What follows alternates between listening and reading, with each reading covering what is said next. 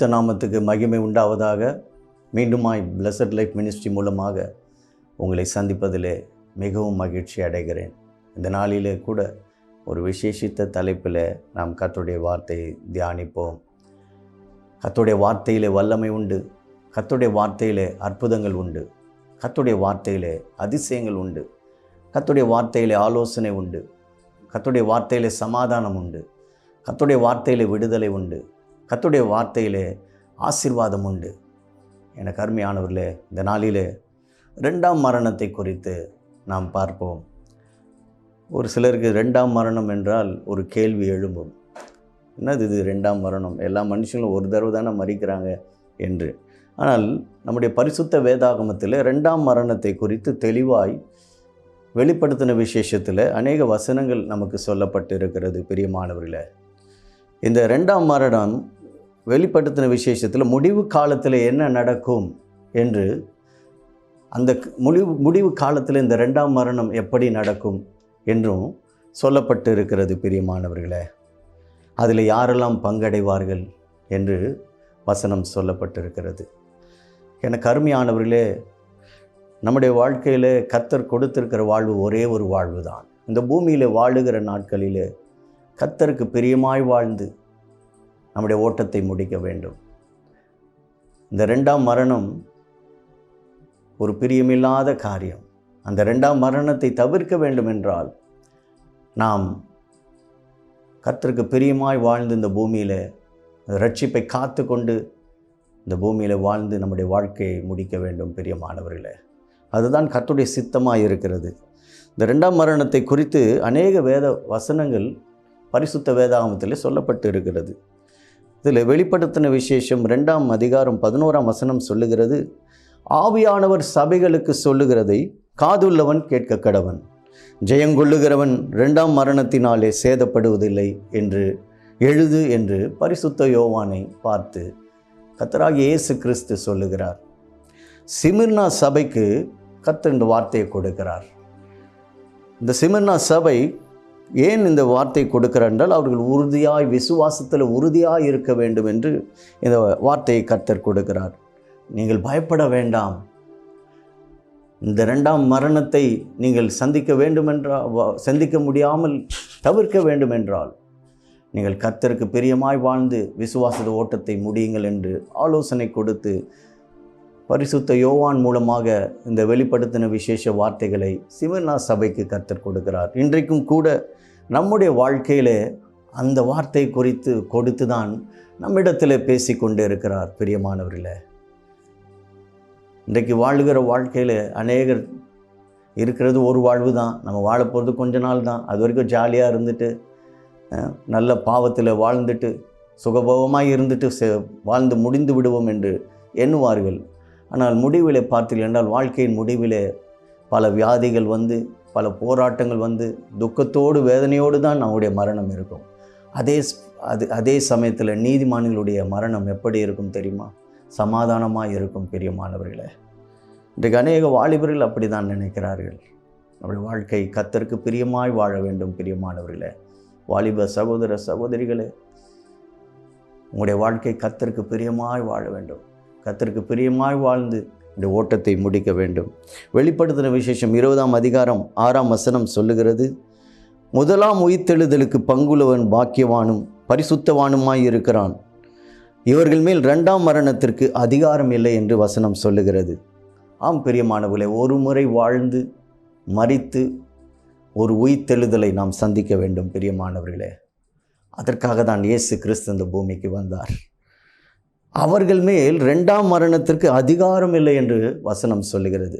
ஆம், நாம் ரட்சிப்பை காத்து கொண்டு இயேசு கிறிஸ்து என் பாவத்துக்காக சிலுவையிலே அறையப்பட்டார், எனக்காக தம்முடைய ஜீவனை கொடுத்தார் என்று பாவங்களை அறிக்கை செய்து பாவ மன்னிப்பு பெற்று இயேசு கிறிஸ்துவை சொந்த இரட்சகராய் ஏற்றுக்கொண்டு ரட்சிப்பிலே நிலைத்திருந்து வாழ்நாள் முழுவதும் ரட்சிப்பை காத்து கொண்டு ஓடுகிறவர்களுக்கு அந்த 2ஆம் மரணத்திற்கு அதிகாரம் இல்லை. பிரியமானவர்களே, வசனம் சொல்லுகிறது, இவர்கள் தேவனுக்கும் கிறிஸ்துவுக்கும் முன்பாக ஆசாரியராய் இருந்து அவரோடு கூட 1000 வருஷம் அரசாளுவார்கள் என்று வசனம் சொல்லுகிறது. பிரியமானவர்களே, ஆம் பிரியமானவர்களே, நம்முடைய வாழ்க்கை எப்படி இருக்கிறது?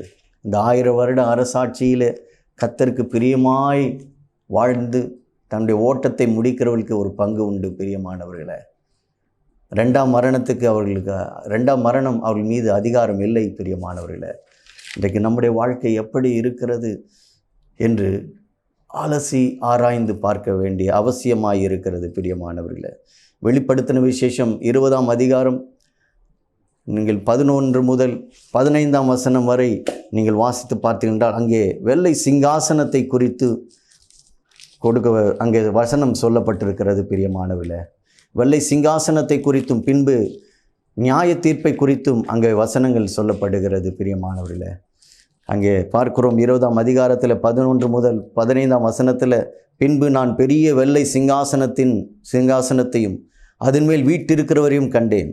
அவருடைய சமூகத்திலிருந்து பூமியும் வானமும் அகன்று போயின, அவைகளுக்கு இடம் காணப்படவில்லை. மரித்தோராகிய சிறியோரையும் பெரியோரையும் தேவனுக்கு முன்பாக நிற்க கண்டேன். அப்பொழுது புஸ்தகங்கள் திறக்கப்பட்டன. ஜீவ புஸ்தகம் என்னும் வேறொரு புஸ்தகம் திறக்கப்பட்டது. அப்பொழுது அந்த புஸ்தகங்களில் எழுதப்பட்டவைகளின்படியே மரித்தோர் தங்கள் தங்கள் கிரியைகளுக்கு தக்கதாக நியாய தீர்ப்பு அடைந்தார்கள். சமுத்திரம் தன்னில் உள்ள மரித்தோரை ஒப்புவித்தது. மரணமும் பாதாளமும் தங்களில் உள்ள மரித்தோரை ஒப்புவித்தன. யாவரும் தங்கள் தங்கள் கிரியைகளின்படி நியாய தீர்ப்பு அடைந்தார்கள். அப்பொழுது மரணமும் பாதாளமும் அக்கினி கடலிலே தள்ளப்பட்டன. இதுவே 2ஆம் மரணம்.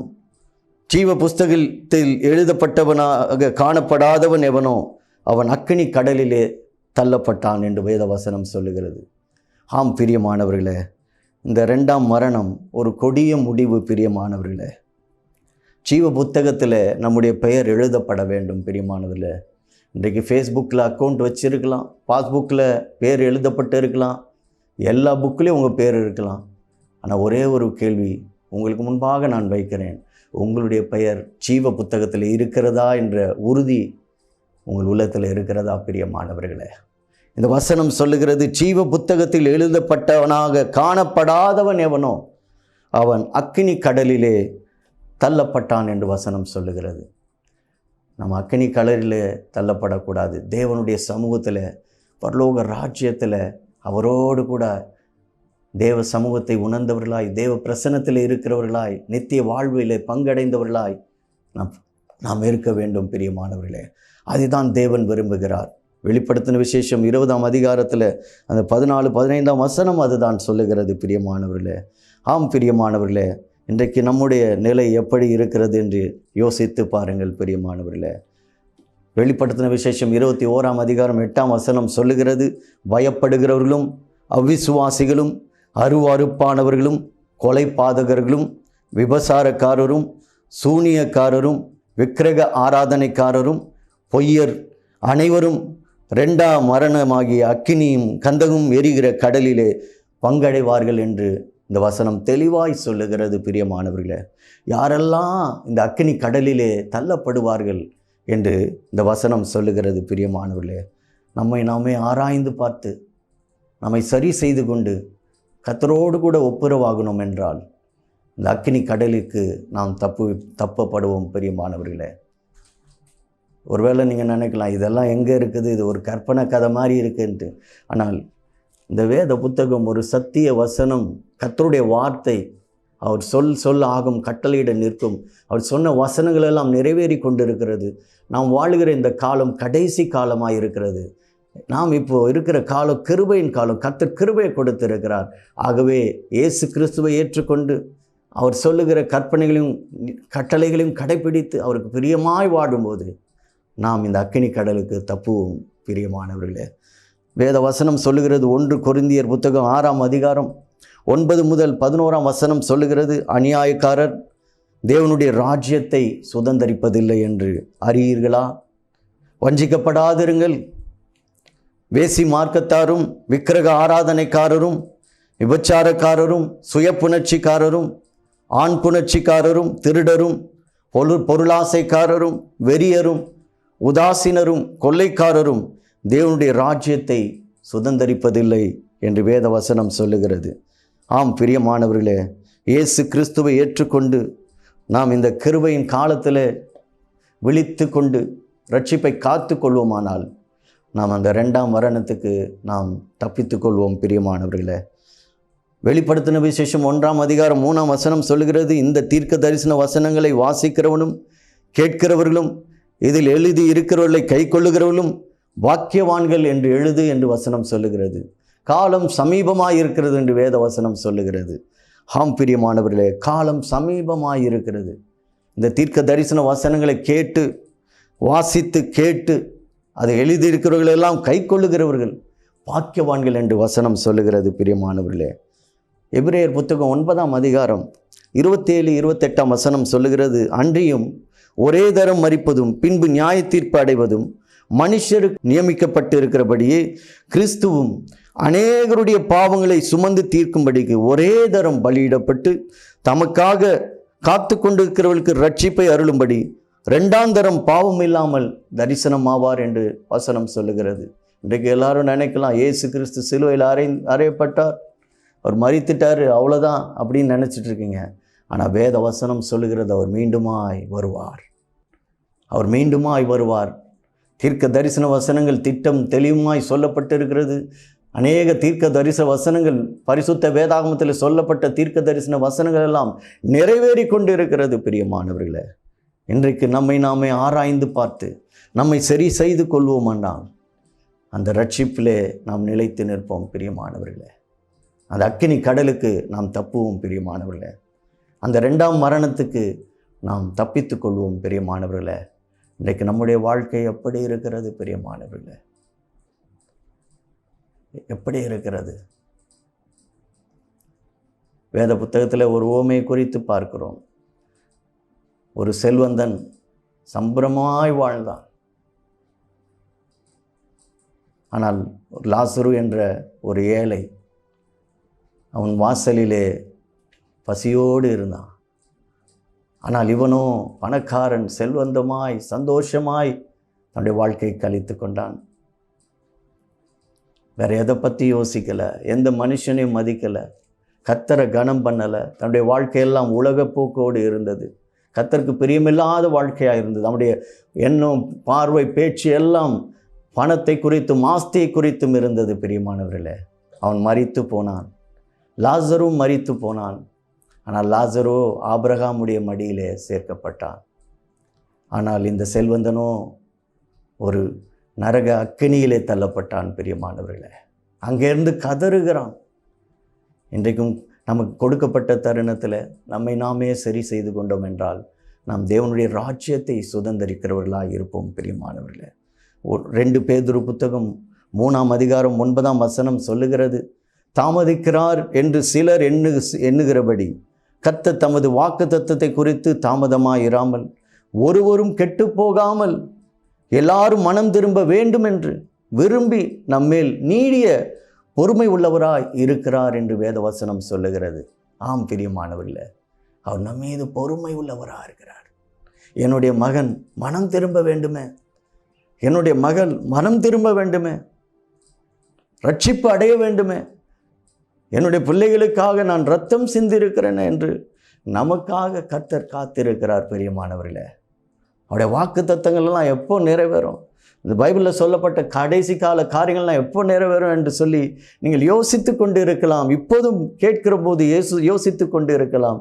ஆனால் கர்த்தர் சொல்லுகிறார், ஒருவரும் கெட்டு போகாமல் நித்திய ஜீவன் அடையும்படியாய் எல்லாரும் மனம் திரும்ப வேண்டும் என்று விரும்பி நம்மேல் நீடிய பொறுமை உள்ளவராக இருக்கிறார். எவ்வளோ நல்ல தேவன் பாருங்கள், எவ்வளோ அன்புள்ள தேவன் பாருங்கள். யோவான் 3:16 வசனம் சொல்லுகிறது, தேவன் தம்முடைய ஒரே பேரான குமாரனை விசுவாசிக்கிறவன் எவனோ அவன் கெட்டு போகாமல் நித்திய ஜீவனை அடையும்படி அவரையே தந்தருளி இவ்வளவாய் உலகத்தில் அன்பு கூர்ந்தார் என்று வேதவசனம் சொல்லுகிறது. ஆம் பிரியமானவர்களே, இன்றைக்கு நம்முடைய வாழ்க்கை எப்படி இருக்கிறது? பிரியமானவர்களே, இந்த வேளையில் கண்களை மூடி என்னோடு கூட சேர்ந்து செபிப்பீர்களா?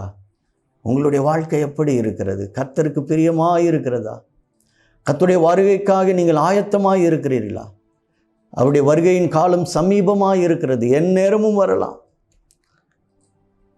இந்த 2ஆம் மரணத்துக்கு பங்குள்ளவர்களாய் நாம் இருக்கக்கூடாது பிரியமானவர்களே. அக்கினி கடலிலே தள்ளப்பட்டவர்களாய் பரிதாபமாய் நாம் காணப்படக்கூடாது. ஆகவே பிரியமானவர்களே, நம்முடைய வாழ்க்கை சரி செய்து கொண்டு ஒப்புரவாகுவோம். இந்த வேளையில் என்னோடு கூட சேர்ந்து செபிப்பீர்களா? கர்த்தாவே, என் வாழ்க்கை சரி செய்து கொண்டு உமக்கு பிரியமாய் வாழ என்னை ஒப்புக் கொடுக்கிறேன். இயேசு கிறிஸ்துவே, உலக மக்களுடைய பாவங்களுக்காக உம்மையே பலியாக சிலுவையில் ஒப்புக் கொடுத்தீர். அதை நான் விசுவாசிக்கிறேன், நம்புகிறேன். உம்மை சொந்த இரட்சகராய் ஏற்றுக்கொள்ளுகிறேன். என்னை ஒப்புக் கொடுக்கிறேன். இந்த 2ஆம் மரணத்துக்கு என்னை தப்புவித்தருளும். ஆண்டவரே, இரட்சியும் ஆசீர்வதியும். இயேசு கிறிஸ்து மூலம் விண்ணப்பத்தை ஏறெடுக்கிறேன் ஜீவனுள்ள நல்ல பிதாவே, ஆமென். ஆம் பிரியமானவர்களே, இந்த செய்தி உங்களுக்கு ஆசீர்வாதமாக இருந்தது என்று நம்புகிறேன். கர்த்தர் உங்களை ஆசீர்வதிப்பாராக. ஸ்க்ரீனில் போடப்பட்ட மொபைல் நம்பர் மூலமாக என்னோடு கூட தொடர்பு கொள்ளுங்கள். உங்களுக்காக நான் பாரத்தோடு செபிக்க விரும்புகிறேன். மீண்டும் அடுத்த செய்தியிலே நான் உங்களை சந்திக்கிறேன். நன்றி.